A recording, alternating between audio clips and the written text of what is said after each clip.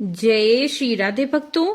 श्रीमद् भागवत महापुराण के एकादश स्कंद के अंतर्गत एक अवधूत गीता प्राप्त होती है। श्री कृष्ण उद्धव संवाद के अंतर्गत जो प्राख्यान अवधूतोपाख्यान आता है उसी को अवधूत गीता भी कहते हैं। 3 अध्यायों में विस्तृत इस गीता के अंतर्गत भगवान अवधूत श्री दत्तात्रेय द्वारा राजर्षि यदु को अपने 24 गुरुओं के नाम तथा उनसे प्राप्त शिक्षाओं का वर्णन है। छोटी छोटी रोचक कथाओं के साथ निबद्ध उनके उपदेश अत्यधिक मार्मिक और हृदयग्राही हैं, जिन्हें सुनकर राजा यदु सभी आसक्तियों से मुक्त होकर सहज ही समदर्शी हो गए। इस गीता की विषय वस्तु केवल विद्वानों के बीच ही प्रसिद्धि नहीं है, अपितु लोक संस्कृति में भी रच बस गई है।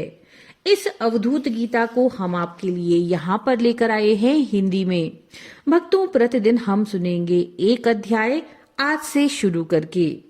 तो चलिए शुरू करते हैं। पहला अध्याय, पृथ्वी से लेकर कबूतर तक 8 गुरुओं की कथा। भगवान श्री कृष्ण ने कहा, महाभाग्यवान उद्धव, तुमने मुझसे जो कुछ कहा है मैं वही करना चाहता हूँ। ब्रह्मा, शंकर और इंद्रादि लोकपाल भी अब यही चाहते हैं कि मैं उनके लोकों में होकर अपने धाम को चला जाऊं। पृथ्वी पर देवताओं का जितना काम करना था उसे मैं पूरा कर चुका हूँ। इसलिए काम के लिए ब्रह्मा जी की प्रार्थना से मैं बलराम जी के साथ अवतीर्ण हुआ था। अब यह यदुवंश जो ब्राह्मणों के शाप से भस्म हो चुका है, पारस्परिक फूट और युद्ध से नष्ट हो जाएगा। आज के 7वें दिन समुद्र इस पुरी द्वारका को डुबो देगा।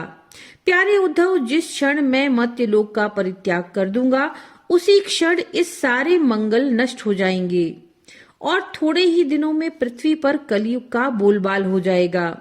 जब मैं इस पृथ्वी का त्याग कर दूंगा तब तुम इस पर मत रहना, क्योंकि साधु उद्धव, कलयुग में अधिकांश लोगों की रुचि अधर्म में ही होगी। अब तुम अपने आत्मीय स्वजन और बंधु बांधवों का स्नेह संबंध छोड़ दो और अनन्य प्रेम से मुझ में अपना मन लगाकर समदृष्टि से पृथ्वी में स्वच्छंद विचरण करो।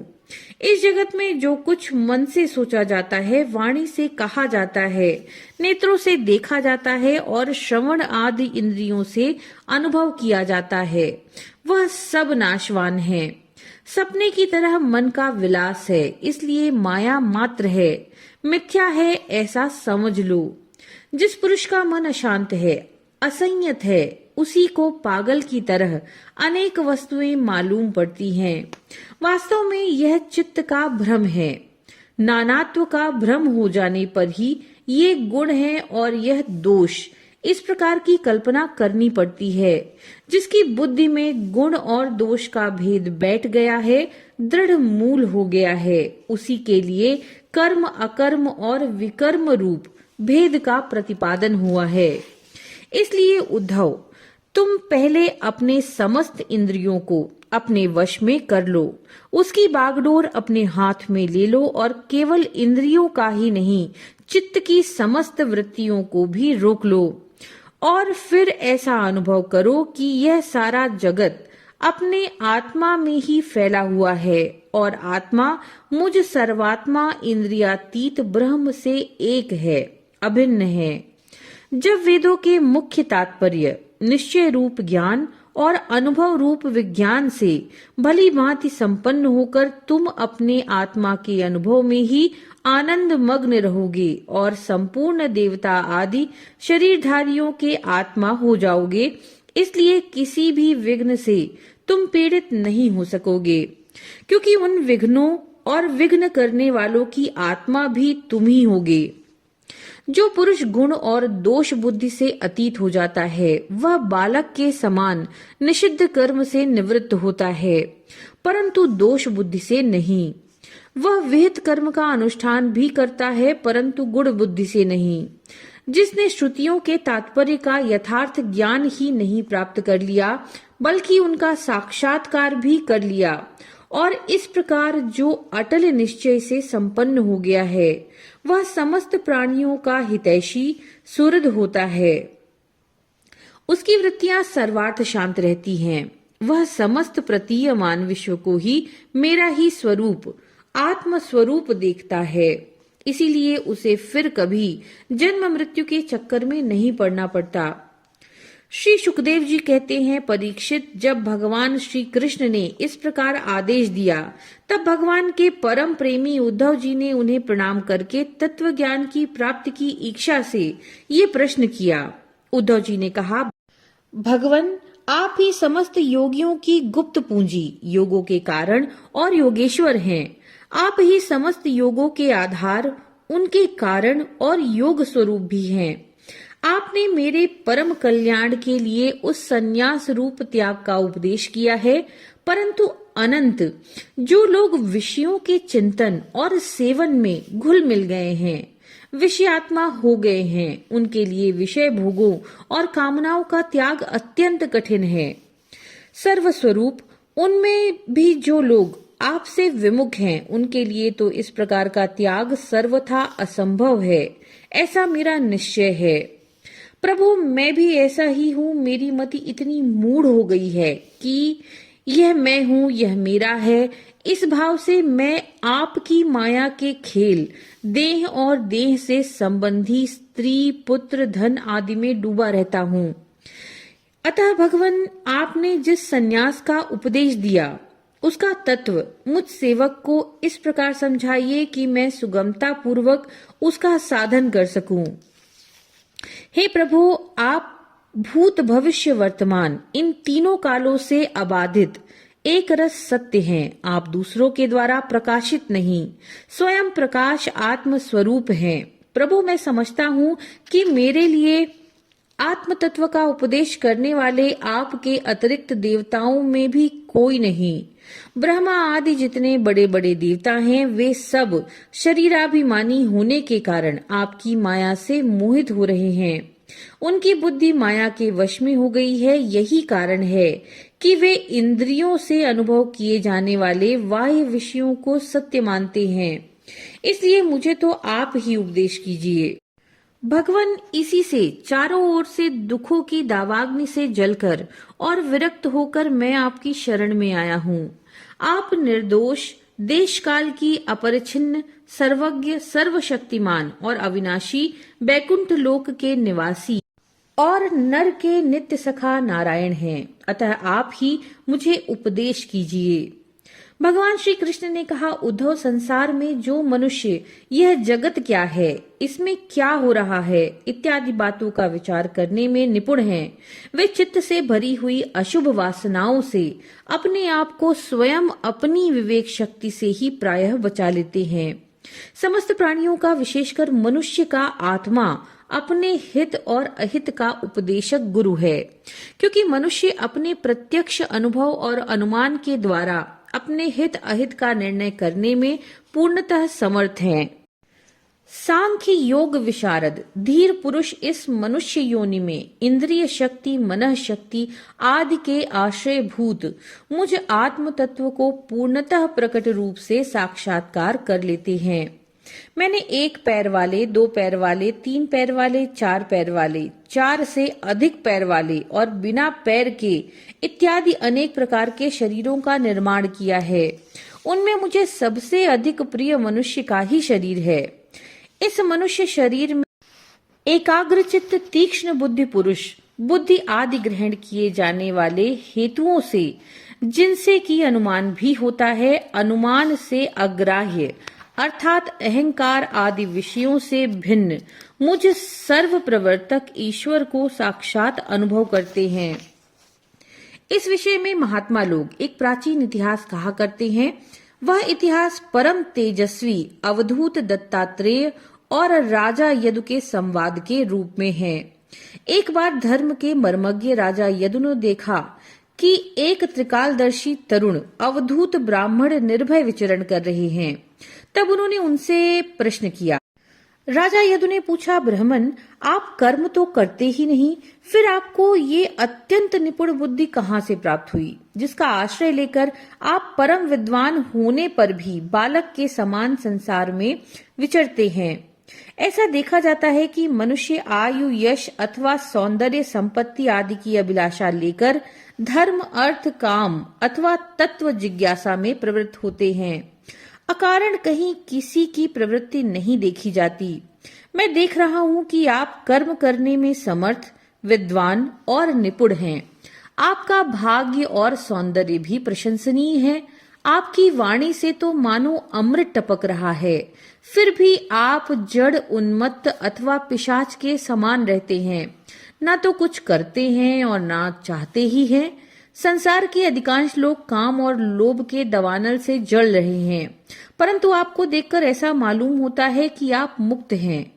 आप तक उसकी आंच भी नहीं पहुंच पाती। ठीक वैसे ही जैसे कोई हाथी वन में दावाग्नि लगने पर उससे छूटकर गंगा जल में खड़ा हो।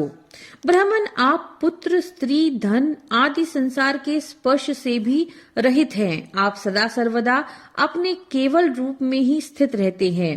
हम आपसे ये पूछना चाहते हैं कि आपको अपने आत्मा में ही ऐसे अनिर्वचनीय आनंद का अनुभव कैसे होता है? आप कृपा करके अवश्य बतलाइए। भगवान श्री कृष्ण ने कहा, उद्धव, हमारे पूर्वज महाराज यदु की बुद्धि शुद्ध थी और उनके हृदय में ब्राह्मण भक्ति थी।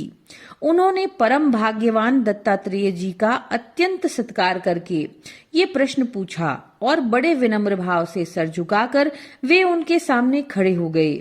अब दत्तात्रेय जी ने कहा, राजन, मैंने अपनी बुद्धि से बहुत से गुरुओं का आश्रय लिया है। उनके शिक्षा ग्रहण करके मैं इस जगत में मुक्त भाव से स्वच्छंद विचरता हूँ। तुम उन गुरुओं के नाम और उनसे ग्रहण की हुई शिक्षा सुनो।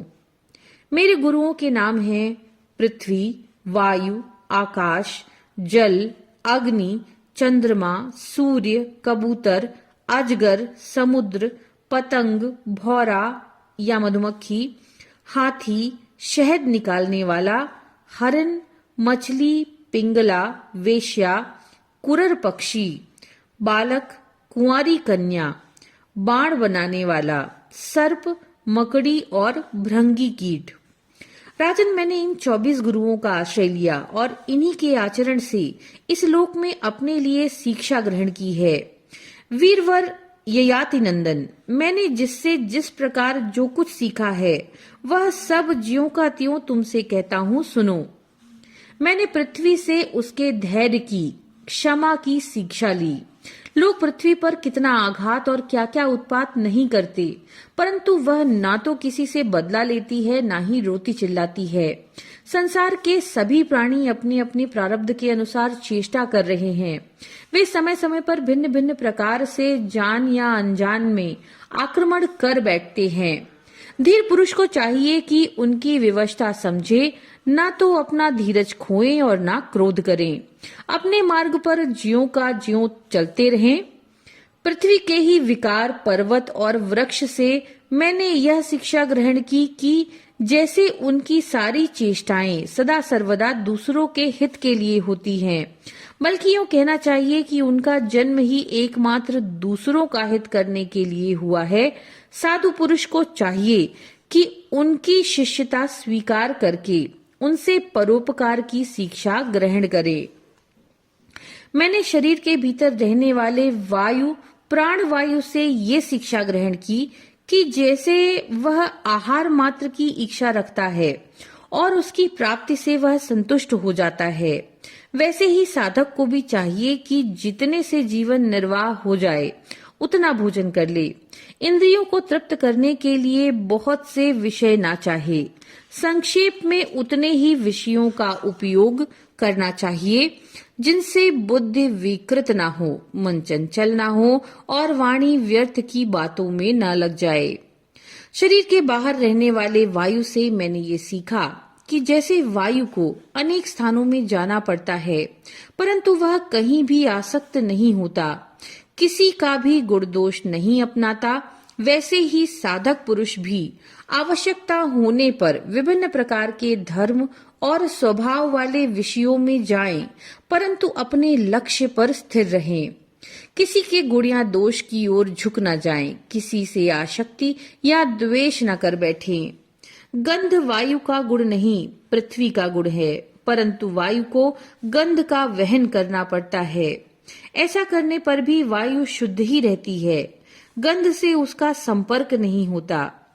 वैसे ही साधक का जब तक इस पार्थिव शरीर से संबंध है, तब तक उसे इसकी व्याधि, पीड़ा और भूख प्यास आदि का भी वहन करना पड़ता है। परंतु अपने को शरीर नहीं आत्मा के रूप में देखने वाला साधक शरीर और उसके गुणों का आश्रय होने पर भी उनसे सर्वथा निर्लिप्त रहता है।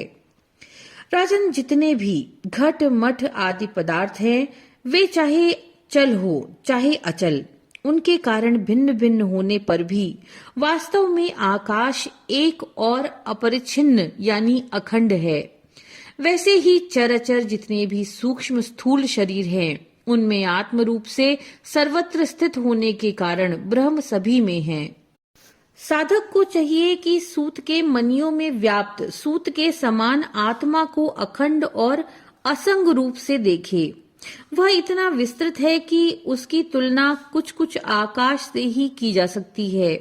इसलिए साधक को आत्मा की आकाश रूपता की भावना करनी चाहिए। आग लगती है, पानी बरसता है, अन्न आदि पैदा होते हैं और नष्ट होते हैं। वायु की प्रेरणा से बादल आदि आते हैं और चले जाते हैं। ये सब होने पर भी आकाश अछूता रहता है। आकाश की दृष्टि से ये सब कुछ है ही नहीं। इसी प्रकार भूत, वर्तमान और भविष्य के चक्कर में ना जाने किन किन नाम रूपों की सृष्टि और प्रलय होते हैं, परंतु आत्मा के साथ उनका कोई संस्पर्श नहीं है।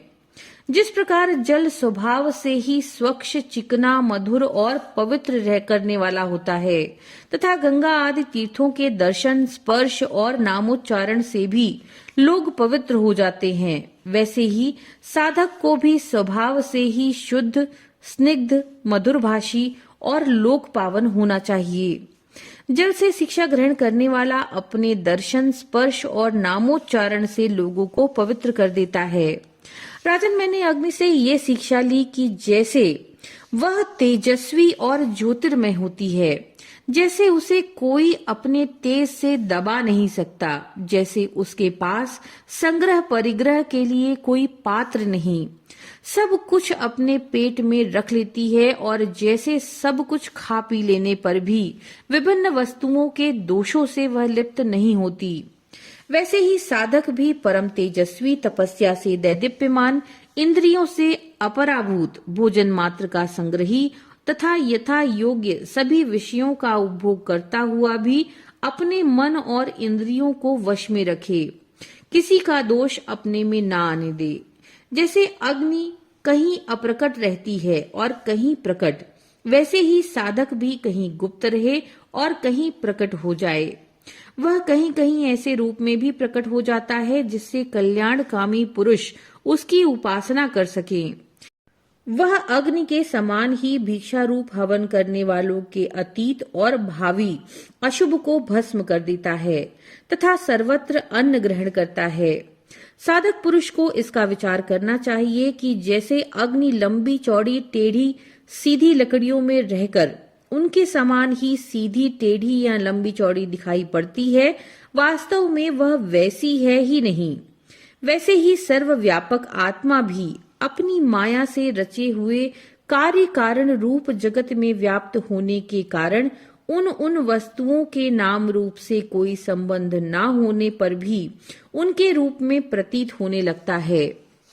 मैंने चंद्रमा से ये शिक्षा ग्रहण की है कि यद्यपि जिसकी गति नहीं जानी जाती, उस काल के प्रभाव से चंद्रमा की कलाएं घटती बढ़ती रहती हैं, तथापि चंद्रमा तो चंद्रमा ही है, वह ना घटता है और ना बढ़ता ही है। वैसे ही जन्म से लेकर मृत्यु पर्यंत जितनी भी अवस्थाएं हैं, सब शरीर की हैं, आत्मा से उसका कोई संबंध नहीं। जैसे आग की लपट अथवा दीपक की लौ क्षण क्षण में उत्पन्न और नष्ट होती है, उनका ये क्रम निरंतर चलता रहता है परंतु दिखता नहीं, वैसे ही जल प्रवाह के समान वेगवान काल के द्वारा क्षण क्षण में प्राणियों के शरीर की उत्पत्ति और विनाश होता रहता है, परंतु अज्ञानवश वह दिखाई नहीं पड़ता। राजन, मैंने सूर्य से ये शिक्षा ग्रहण की कि जैसे वे अपनी किरणों से पृथ्वी का जल खींचते हैं और समय पर उसे बरसा देते हैं, वैसे ही योगी पुरुष इंद्रियों के द्वारा समय पर विषयों का ग्रहण करता है और समय आने पर उनका त्याग, उनका दान भी कर देता है। किसी भी समय उसे इंद्रिय के किसी भी विषय में आसक्ति नहीं होती। स्थूल बुद्धि पुरुषों को जल के विभिन्न पात्रों में प्रतिबिंबित हुआ सूर्य उन्हीं में प्रविष्ट सा होकर भिन्न भिन्न दिखाई पड़ता है, परंतु इससे स्वरूपतः सूर्य अनेक नहीं हो जाता। वैसे ही चल अचल उपाधियों से भेद से ऐसा जान पड़ता है कि प्रत्येक व्यक्ति में आत्मा अलग अलग है, परंतु जिनको ऐसा मालूम होता है उनकी बुद्धि मोटी है। असल बात तो ये है कि आत्मा सूर्य के समान एक ही है, स्वरूपतः उसमें कोई भेद नहीं है। राजन, कहीं किसी के साथ अत्यंत स्नेह अथवा आसक्ति नहीं करनी चाहिए, अन्यथा उसकी बुद्धि अपना स्वातंत्र्य खो करके दीन हो जाएगी और उसे कबूतर की तरह अत्यंत क्लेश उठाना पड़ेगा। राजन, किसी जंगल में एक कबूतर रहता था। उसने एक पेड़ पर अपना घोंसला बना रखा था। अपनी मादा कबूतरी के साथ वह कई वर्षों तक उस घोंसले में रहा। उस कबूतर के जोड़े के हृदय में निरंतर एक दूसरे के प्रति स्नेह की वृद्धि होती जाती थी। वे गृहस्थ धर्म में इतने आसक्त हो गए थे कि उन्होंने एक दूसरे की दृष्टि से दृष्टि, अंग से अंग और बुद्धि से बुद्धि तक को बांध रखा था। उनका एक दूसरे पर इतना विश्वास हो गया था कि वे निशंक होकर वहां की वृक्षावली में एक साथ सोते, बैठते, घूमते फिरते, ठहरते, बातचीत करते, खेलते और खाते पीते थे। राजन, कबूतरी पर कबूतर का इतना प्रेम था कि वह जो कुछ चाहती, कबूतर बड़े से बड़ा कष्ट उठाकर उसकी कामना पूरी करता। वह कबूतरी भी अपने कामुक पति की कामनाएं पूर्ण करती। समय आने पर कबूतरी को पहला गर्भ रहा। उसने अपने पति के पास ही घोंसले में अंडे दिए। भगवान की अचिंत्य शक्ति से समय आने पर वे अंडे फूट गए और उनमें से हाथ पैर वाले बच्चे निकल आए। उनका एक एक अंग और रोएं अत्यंत कोमल थे। अब उन कबूतर कबूतरी की आंखें अपने बच्चों पर लग गईं। वे बड़े प्रेम और आनंद से अपने बच्चों का लालन पालन, लाड़ प्यार करते और उनकी मीठी बोली, उनकी गुटरगू सुनकर आनंद मग्न हो जाते। बच्चे तो सदा सर्वदा प्रसन्न रहते ही हैं। वे जब अपने सुकुमार पंखों से माँ बाप का स्पर्श करते, कूंजते, भोली भाली चेष्टाएं करते और फुदक फुदक कर अपने माँ बाप के पास दौड़ कर आते, तब कबूतर कबूतरी आनंद मग्न हो जाते थे। राजन, सच पूछो तो वे कबूतर कबूतरी भगवान की माया से मोहित हो रहे थे। उनका हृदय एक दूसरे के स्नेह संबंध से इतना बंध गया था। वे अपने नन्हे नन्हे बच्चों के पालन पोषण में इतने व्यग्र रहते थे कि उन्हें दीन दुनिया, लोक परलोक याद ही नहीं आती। एक दिन जब दोनों नर मादा अपने बच्चों के लिए चारा लाने जंगल में गए हुए थे, क्योंकि अब उनका कुटुंब बहुत बढ़ गया था, वे चारे के लिए चिरकाल तक जंगल में चारों ओर विचरते थे। इधर एक बहेलिया घूमता घूमता संयोगवश उनके घोंसले की ओर आ निकला। उसने देखा कि घोंसले के आसपास कबूतर के बच्चे फुदक रहे हैं। उसने जाल फैलाकर उन्हें पकड़ लिया। कबूतर कबूतरी बच्चों को खिलाने पिलाने के लिए हर समय उत्सुक रहते थे। अब वे चारा लेकर अपने घोंसले के पास आए। कबूतरी ने देखा कि उसके नन्हे नन्हे बच्चे, उसके हृदय के टुकड़े जाल में फंसे हुए हैं और दुख से चें चें कर रहे हैं। उन्हें ऐसी स्थिति में देखकर कबूतरी के दुख की सीमा नहीं रही। वह रोती चिल्लाती उनके पास दौड़ गई। भगवान की माया से उसका चित्त अत्यंत दीन दुखी हो रहा था। वह उमड़ते हुए स्नेह की रस्सी से जकड़ी हुई थी। अपने बच्चों को जाल में फंसा देखकर उसे अपने शरीर की भी सुध-बुध न रही और वह स्वयं ही जाकर जाल में फंस गई। जब कबूतर ने देखा कि मेरे प्राणों से भी प्यारे बच्चे जाल में फंस गए और मेरी प्राणप्रिया पत्नी भी उसी दशा में पहुंच गई, तब वह अत्यंत दुखित होकर विलाप करने लगा। सचमुच उस समय उसकी दशा अत्यंत दयनीय थी। मैं अभागा हूँ, दुर्मति हूँ, हाय हाय मेरा तो सत्यानाश हो गया। देखो देखो, न मुझे अभी तृप्ति हुई और न ही मेरी आशाएं पूरी हुई। तब तक मेरा धर्म, अर्थ और काम का मूल यह गृहस्थाश्रम ही नष्ट हो गया। हाय मेरी प्राण प्यारी, मुझे ही अपना इष्ट देव समझती थी, मेरा एक एक बात मानती थी, मेरे इशारे पर नाचती थी, सब तरह से मेरे योग्य थी। आज वह मुझे सूने घर में छोड़कर हमारे सीधे साधे निश्चल बच्चों के साथ स्वर्ग सिधार रही है। मेरे बच्चे मर गए, मेरी पत्नी जाती रही, मेरा अब संसार में क्या काम। मुझ दीन का यह विधुर जीवन, बिना गृहिणी का जीवन, जलन का व्यथा का जीवन, अब मैं इस सूने घर में किसके लिए जीऊं। राजन, कबूतर के बच्चे जाल में फंसकर तड़फड़ा रहे थे। स्पष्ट दिख रहा था कि वे मौत के पंजे में हैं, परंतु वह मूर्ख कबूतर ये सब देखते हुए भी इतना दीन हो रहा था कि स्वयं जानबूझकर जाल में कूद पड़ा। राजन, वह बहेलिया बड़ा क्रूर था। गृहस्थाश्रमी कबूतर कबूतरी और उनके बच्चों के मिल जाने से उसको बड़ी प्रसन्नता हुई। उसने समझा मेरा काम बन गया और वह उन्हें लेकर चलता बना। जो कुटुंबी हैं, विषयों और लोगों के संग साथ में ही जिसे सुख मिलता है, एवं अपने कुटुंब के भरण पोषण में ही जो सारी सुध-बुध खो बैठा है, उसे कभी शांति नहीं मिलती। वह उसी कबूतर के समान अपने कुटुंब के साथ कष्ट पाता है। ये मनुष्य शरीर मुक्ति का खुला हुआ द्वार है। इसे पाकर भी जो कबूतर की तरह अपने घर गृहस्थी में फंसा हुआ है, वह बहुत ऊंचे तक चढ़कर गिर गया है। शास्त्र की भाषा में वह आरूढ़ाच्युत है। इति श्रीमद्भागवते महापुराणे पारमहंस्यां संहितायामेकादश स्कंधे अवधूत गीतायां प्रथमो अध्यायः। नमो नारायण।